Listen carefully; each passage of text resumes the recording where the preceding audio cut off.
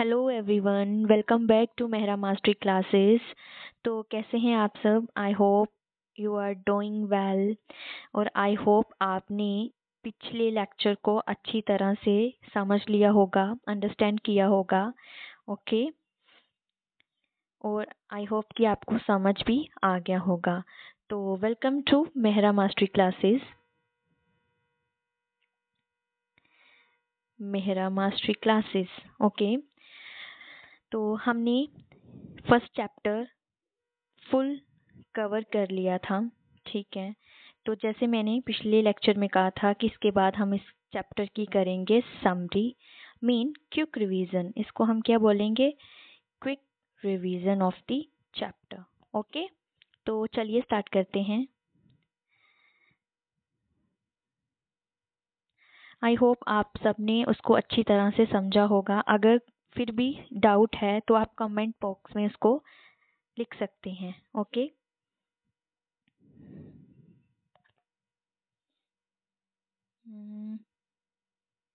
Yes. तो आज का हमारा टॉपिक है summary of the chapter crop production and management, class 8, subject science, chapter first. Okay, तो चलिए स्टार्ट करते हैं। तो हमने पहले लेक्चर में किया था कि क्रॉप क्या होती है, ठीक है, और क्रॉप एग्रीकल्चर से कैसे रिलेटेड है। ये अभी मैं दोबारा नहीं एक्सप्लेन करूँगी क्योंकि फिर लेक्चर जो है वो लंबा चले जाएगा। तो हम डायरेक्ट समरी से स्टार्ट करते हैं, ठीक है। तो सबसे पहले है crops are grown to obtain different product like cereal, pulses, oil, cotton and jute. ठीक है, क्रॉप्स क्यों लगाई जाती है? जिससे हमें डिफरेंट डिफरेंट प्रोडक्ट मिले। जैसे सीरियल्स हो गए, सीरियल्स मीन क्या होता है? जैसे वीट हो गई, ठीक है, राइस हो गई, मेज हो गया, ठीक है, ये सारी क्या है? सीरियल क्रॉप है। पल्सेस, पल्सेस आपकी होगी दालें, ठीक है। ऑयल आपका ऑयल हो गया, कॉटन आपको पता है और जूट आपको पता है, ठीक है। तो नेक्स्ट है आपका based on the growing season. Season के बिहाफ पर मैंने आपको पहले भी बोला था कि क्रॉप जो है हमारे इंडिया में दो तरह की होती है, एक होती है रबी, दूसरी होती है खरीफ। Okay, then various agriculture practice include preparing the soil, sowing seed, adding manure, fertilizer, irrigation, crop production, harvesting, storage of grain. ये मैंने आपको बोला था कि एग्रीकल्चर प्रैक्टिसेस में कौन कौन से पॉइंट्स आते हैं, क्या क्या प्रोसेस हैं। तो हमारा पहला प्रोसेस था प्रिपेयरिंग द सॉइल। सॉइल को पहले प्रिपेयर करो, लूजन करो, ठीक है। उसके बाद सीड्स को लगाओ, सीड को गुड क्वालिटी का होना चाहिए, ठीक है।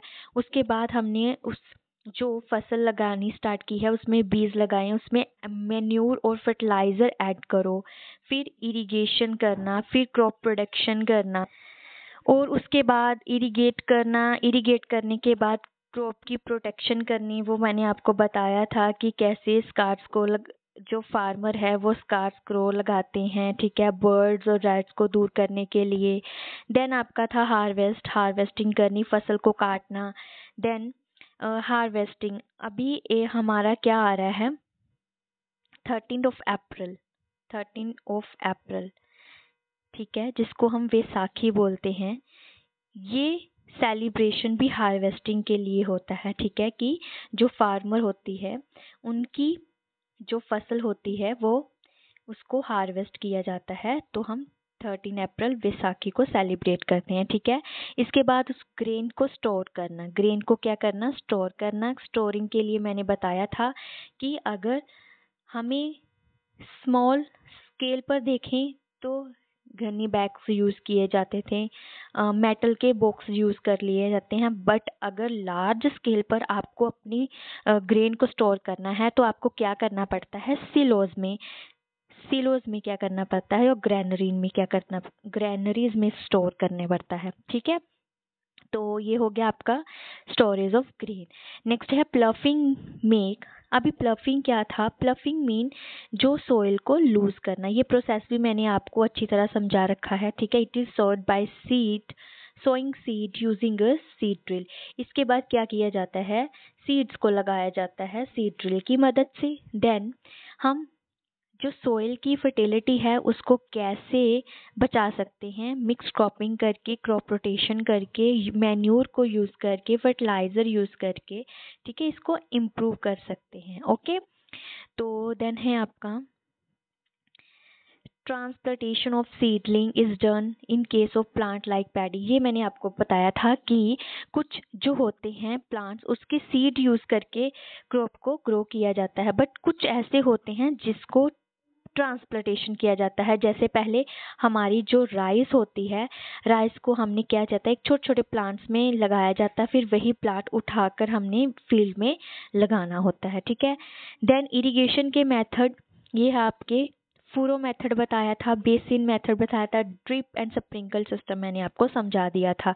देन क्रॉप ऑफ प्रोटेक्शन, अभी क्रॉप की प्रोटेक्शन करनी है वीडिंग से और पेस्टिसाइड्स और इंसेक्टिसाइड से। ओके, तो इसके प्रोसेस को बारे में अच्छी तरह बताया था, आप अपने थर्ड लेक्चर को देख सकते हैं, उसमें से सारे प्रोसेस मैंने अच्छे से समझा रखे हैं, ठीक है।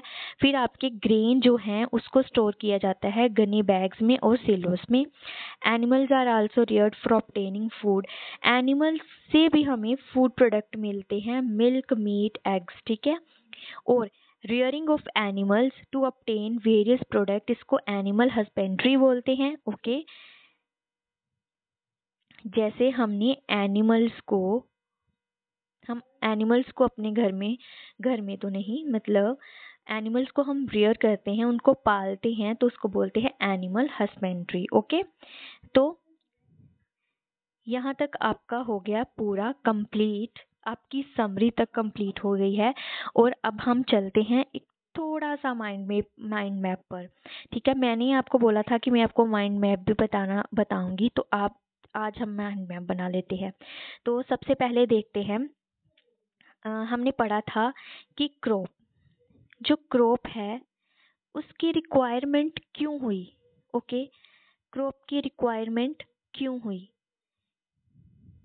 क्रॉप की रिक्वायरमेंट इसलिए हुई क्योंकि हमारे इंडिया की पॉपुलेशन बहुत ज़्यादा इंक्रीज हो चुकी है, और उस पॉपुलेशन की रिक्वायरमेंट नीड्स को पूरा करने के लिए हमें लार्ज स्केल पर फसल को उगाना पड़ा, उसको बोलते हैं क्रॉप, ठीक है। अभी हमने बोला सीजन के हिसाब पर क्रॉप, सीजन से पहले हमारे पास था कि क्रॉप कितने टाइप की होती हैं। क्रॉप से पहले भी हमने एक पॉइंट समझा था, वो था एग्रीकल्चर। एग्रीकल्चर क्या होता है, कहते क्रॉप को प्रोड्यूस करने की जो प्रैक्टिस होती है उसको हम एग्रीकल्चर बोलते हैं, ठीक है। तो एग्रीकल्चर में हमारी क्रॉप कौन कौन सी आ जाती हैं, वो वीट आ जाती हैं, राइस आ जाती हैं, पल्सेस आ जाती हैं, ठीक है। ये सारी हमारी क्या है, क्रॉप की एग्जाम्पल हैं। ओके, देन आपका आ गया क्रॉप की टाइप्स।